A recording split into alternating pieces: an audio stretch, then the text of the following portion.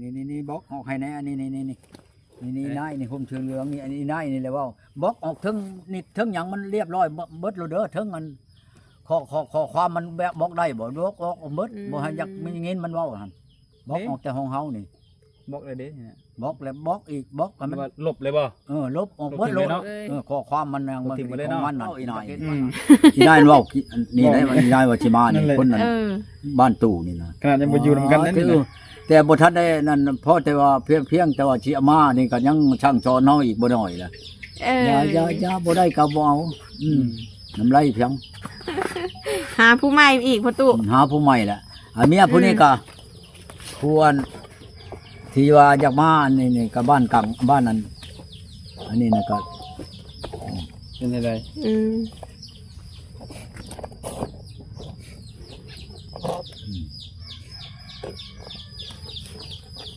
ผู้เมียเพิ่นก็คิดว่าเงียบแล้วยังโทรติดต่อมาอยู่เนาะ ยังติดต่อหากันอยู่ที่พ่อตู่ เอา อยากให้พูดบัตรให้แน่อยากให้ไปปงค่าดองแน่ว่ะ มาทั้งไม่เฒ่าเลยจ้ะพ่อตู่แบบเพิ่นกระโทรมาหาอยู่บ่ทางไม่เฒ่านะ ไม่เท่าใจ ไม่เฒ่าอัน เมียผู้สิมาคือสิคืนมานี่นะ แม่ จะโทรมาลงเวียกนํอยู่บ่ แม่ของเพิ่นหั่นนะ อันเมียผู้ว่าอยากมานี่ แม่น ก็เบอร์ไม่เท่าเลยเมียโทรมา โอ้เอาเบอร์แม่โทรมา เอาเบอร์แม่โทรมา เอาเบอร์แม่เนี่ยโทรมาเบอร์มันกับเบอร์นิดเลยมันบล็อกออกเลยจะเฮานี่มันแหละมันบ่ได้เลยพวกพันหากันเลย มันว่าชีอันนั้นบล็อกไม่มันว่าบล็อกไม่นี่เด้นี่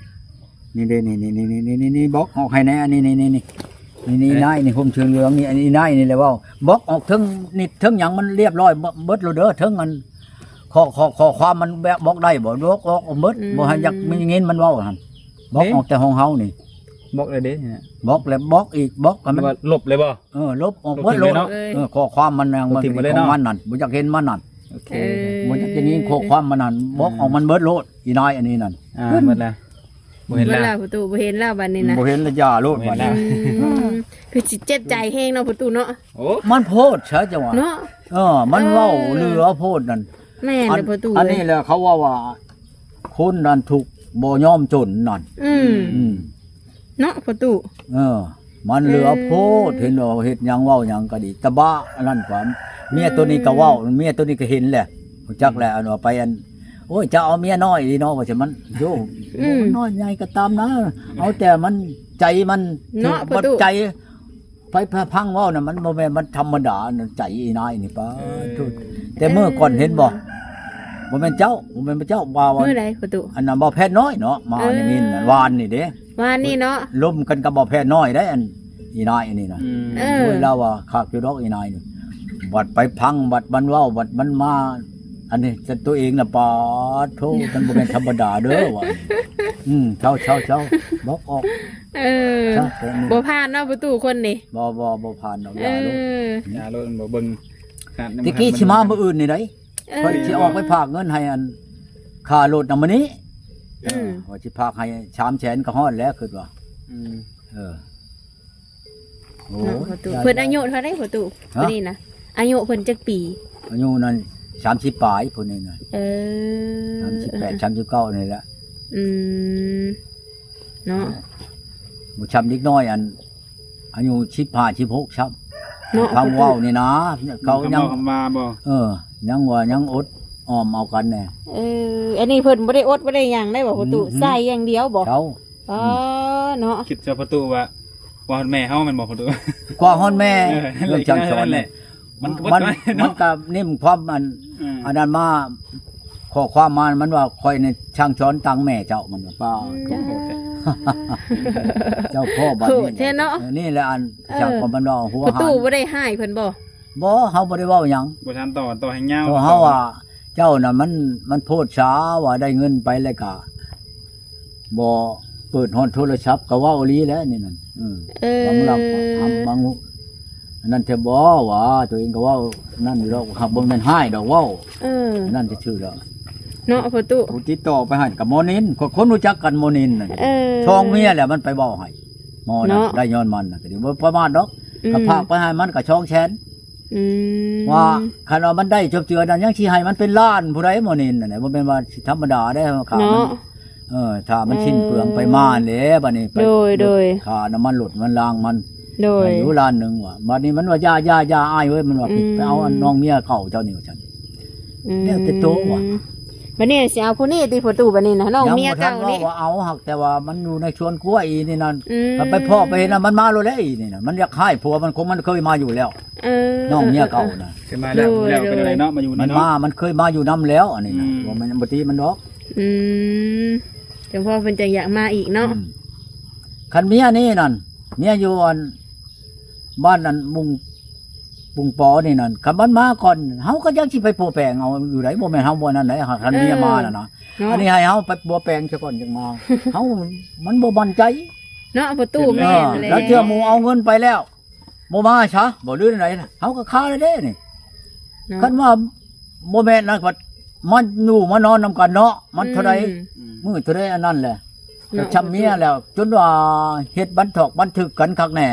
โดย เงินขาดเท่านั้นเงินนั่นทานี่ก็เบิดแหละเสียไปแหละเท่าไรล้านเท่าไรแสนแล้วอันนั่นก็ดีก็ยังบ่อยากมาบ่ว่ากันนะตะกี้ตัวเองว่าคันเจ้าสิมาบ่มีเงินค่ารถเราก็สิพากไปให้แหละบ่ปากอยากให้เอาเงินอันนั้นไปเซ็นก่อนบ่เจ้าอืม ได้เงินแล้วนี้ก็ไปสิฮู้เนาะประตู เอาแล้ว เออ แต่ว่าเว้ากันกับน้องชายอีกจัก2-3มื้อนี่ลูกมันแล้วนานี่สิพากันขึ้นเวียงบ่กับน้อง โอ้ เอารถไปโลด2ไอ้น้องนี่ ไปเวียง ไปเวียงพุ่นแล้ว หาผู้สาวนี่ประตู โยไปหาผู้เช้าก็แม่นไปหาลินก็แม่นแล้ว ไปเที่ยวเนาะ ของไอ้นั่นอยู่ในโรงงานน่ะมันว่ามาโลดมาเบิ่งกันแหละพ่อน่ะค่อยสิเมื่อนำ อืม ค่อยเบิ่งแล้วในธนาเจ้าน่ะค่อยบ่ให้เจ้าแต่งจักกีบให้แนวเจ้ามาฮอดข่อย บ่ป้าเตอร์ไปเลยประตู บ่ทันได้ผัวจักเถื่ออีกอยู่ในโรงงานอยู่ในอันเฮ็ดมาเฮ็ดอันเพียงห้านอยู่ในร้านอาหารอยู่น้ำเอื้อยนะมันบ่มีพ่อมีแม่หมอเจ้าอันนี้น่ะ โดย จังว่าบอกกันกับน้องชายน่ะไปว่ะ ไปเบิ่งกันเนาะ ไปเบิ่งไปเที่ยวเนี่ยก็ไปเวียงจันทน์พุ่น เออ รถกระโดดตัวเอง อืม วุ่นวายเสียงตัวไปโลดบ้านนี่นะอื อื ม ม คำใช้รัดอยู่หันวะ นั่นแหละ โมคำหรอกมอวะสองคนเฮาร ถ กับแม่ แม่น กู อยู่ จะไปน้องก็ไปว่าชนะ รถส่วนตัวนี่บ่อยาก รถชนตัวแล้วที่วุ่นวายเพียง เออ เงินใส่ธงไปแหละ อืม เนาะประตู ย่านยัง ชำเฮาตัวกับเต่งวะไปโลดบ่ว่าไปกับพื้นนะไปกับน้องชายโลด อืม อืม วุ่นวายเพียงโลดกับโลดตัวเอง ไปโลดว่านี่วะไปตัวกับเต่งไปโลดว่าน้องชายน้ำร้อนวุ่นวายเพียง ไปเบิ่งเนาะประตูเนาะคันมักหักก็มานำกันเนาะ มานํกันแล้วนะบ่ได้ว่า เนาะประตู คือกันกับเมียนั่นแหละคันหักคันหมักหรือญาติเฮาบ่แต่งจะบอกก็มาโลด อืม อืม แต่ก่อนเมื่อก่อนเฮาก็เสียเงินไปหลายแหละ อืม แม่น นำก็ย่านบ่เฮาบ่แต่งเอ้ยย่านเลยย่านนั่นยาโลด มาอยู่ก่อนติ ว่าขึ้นฮอดเจ้าอยู่ขึ้นฮอดก็มา อืม แม่น บัดนี้ล่ะตัวเองว่าเอ้าแต่เก่าคือบ่เห็นโทรมาหวานนี่เอ้าขอยยาให้เจ้าแหละ เออ เพิ่นว่า เพิ่นใหญ่ยังหายแล้ว ยาให้แหละค่อยก็โทรหาเจ้าค่อย อยู่ ขึ้ นั่ น น ฮอด ก็ เจ้า มีนะ พูด ประตู บัตรให้แน่ว่าได้ เออ พูดบัตรให้แน่ค่อยอันนั้นเฮ็ดเพียงบัตรเจ้าจะโทรหาผู้บ่าวบอกว่าค่อยอยากลิ้นเพียงอยากลิ้นเพียงมันเคยลิ้นเพชรลิ้นลายนั่นนะ เออ เราโทรมาติดต่อมายังได้นำบ่ยักบ่รู้อะไรนี่ ม มีส่วนได้เนาะประตูเนาะนั่นนี่เนาะ นั่นแหละจังหวะ อืม จังหวะโอ้ ก็อย่าอย่างให้ยังประตูยังให้เพิ่นทางให้บ่ เออ คือประตู เองว่าข้าเจ้าบ่มีเงินนั่นค่ารถน่ะก็สิชงไปให้ว่ะ อืม อืม 2แสนก็ฮอดแล้วแต่นั่นมานี่ก็สิ เนาะ ไปลาดเอาว่าอยู่อันนั้นเจ้ามีหน้าโอ้ยข่อยก็บ่หันไปแล้วญาติ อ้าว แต่นี่ไปอันแต่เวลานี่ไปหาเชโนญาติอันญาติได้บ่เจ้าเมื่อนั่นเด้ว่ะ เอ้าข่อยอยากให้เจ้าข่อยก็มาแล้วอันนี้ เอ มัน อ จะให้แล้วบ่ย่านหยัง เออเพิ่น บัด เมื่อตอน ยาให้ อยาก แล้ว หายดิ มาก็บ่หันมาว่ะ อืม เช่า เอ้ามัน สร้างว่าเนาะประตู เห็นคืออย่างให้ ข้อยเห็น มา แล้ ให้ ว สิเนาะมาให้ ข่อยเห็นแล้วอันผู้ชาวเจ้าลินนั่น อืม เอาเห็นแล้วอ่ะน้อยนี่เนาะเพิ่นว่า เออ โอ้ใหญ่ก็ยามันว่าใหญ่น้อยข่อยก็เอามาพอแห้งแล้ว อืม แม่ เอาใหญ่ นะประตู อัน เนาะ เช้าอันนี้นะเช้าอันอยู่อัน สาวได้ประตู เอาอยู่หน้องแฉงนี่เด้เช้า เอ อัน อเมื่อประตูไปหาหันบ่ ผู้นั่นแหละเพิ่นเห็นอันนั่นแหละ โอ้เพิ่นก็เบิ่งประตูอยู่เนาะ โอ้ย ติดตามข่าวเนี่ยเนาะ บ่ได้ อืม ว่าแต่อันนั่นเห็นเบิดคือ เออ วันนี้กับมันแน่มึงด้วยนี่มื้อแรงนี่มันก็เว้ามาโลดเลยนี่ เออ โทรมาใช่ เบิ่งเลยเนาะ เออ ข่าวดูไว้เลย แต่เช้านี่ก็โทรมากินหยังเอากินขนมกับกาแฟวะกินปานเด็กน้อยเนาะกินขนมคือเด็กน้อยเนี่ย บ่ เอ้าพ ของข่อยบ่ได้อึดขนมว่ะผู้นี่ผู้ชื่อไม้ข่อย เออ บ่ถามเจ้าได้กินอยู่บ่คือบ่ถามเมื่อคืนโอ้กินกันอีกหน่อยนะว่าสิ เนาะ บ่ ประ เข้า ตู กันแล้วเนาะขนมกับกาแฟตอนเช้าเนาะ อึดเพียงความกินข่อยว่ะ อืม ขนมเขา ต้มเพียงชื่ออึดเพียงว่ะ อืม คือกันกับอันเช้าวันจอนนันอยู่บ้านอันนี้แหละโอ้ย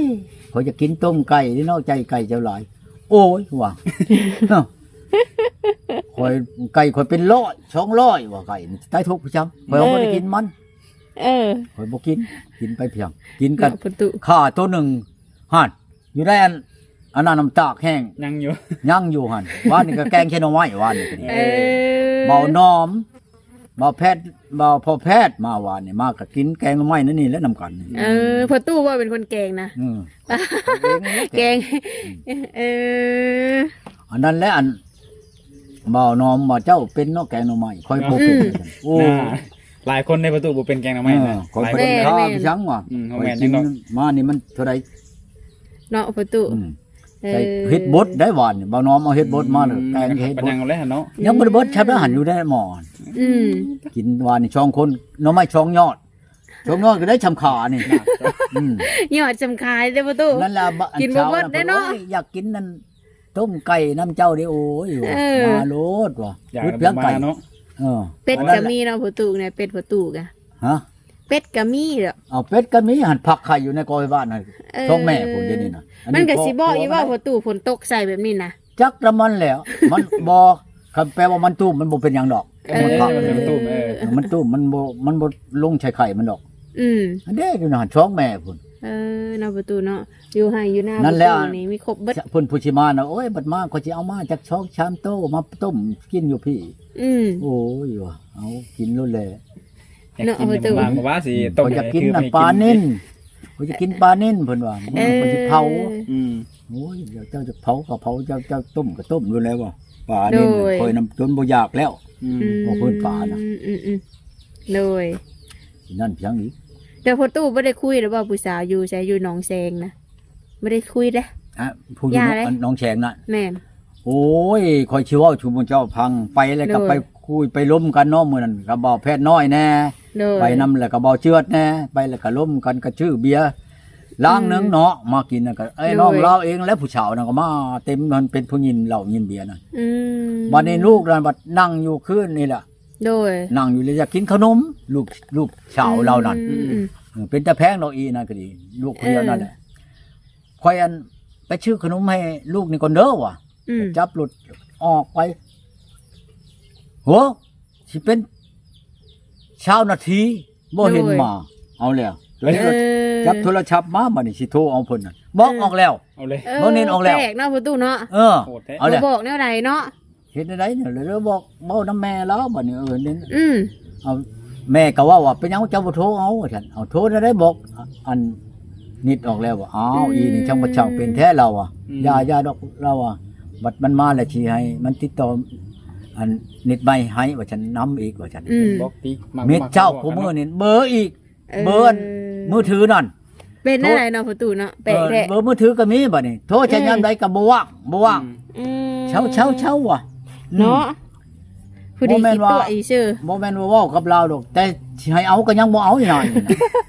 มันตุ้ยมันก็เดียกกระดอขามันนั่นผู้นี้ท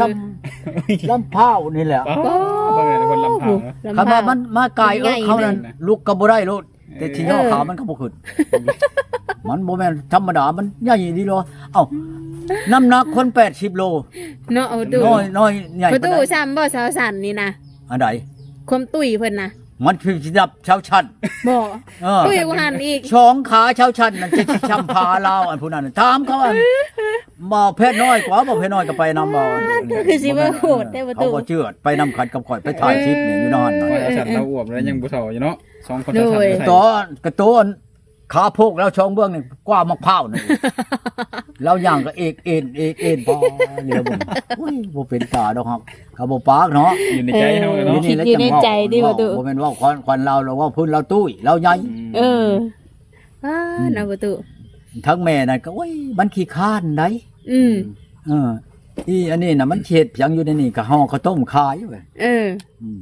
เบิดเท่านั้นมันหาเงินมาเลี้ยงลูกมันนั่น เออ โอ้ยตัวเองว่าก็บ่ว่าดอกว่าแท้จริงก็บ่ทันบ่ได้ว่าสิเอาดอก เมื่อก็บ่ได้เฮ็ดเพียงดอกคันนาก็ เออ คนเฮ็ดว่ะ ม คือกันกับเมียผู้นี้โทรมาถามแล้วบ่นาน่ะเฮ็ดแล้วบ่เอาก็เฮ็ดแล้วว่ะ อันเมียน่ะมันบ่เมียนี่น่ะมันบ่น่าบ่ชมชนกเทศนาก็บ่มีดินชังก็บ่มี โดย เมียผู้อยู่อันวิละนี่นั่น เออ ค่อยนั้นรับเบิดน้องชาวก็มีผู้หนึงน้องชายก็มีผู้หนึง โดย ค่อยให้มาเฮ็ดนานำค่อยนี่เฮ็ดแล้วแม่นบ่แล้วก็รถไถก็มีแก่เมื่อชูแม่กินกว่าอยู่พุ่นนั่น เนาะพอตู้ ค่อยรับเบิดแล้ว เอ เฮ็ด อ นา แม่น ค่อยก็ได้ปีหนึง2-300 แม่นความ ก็ พอ ค่อย ตู้ กุ้มเบิดทั้งหมดยังบ่พอใจอยู่ยังโอ้ยยาชาวโลด เนาะ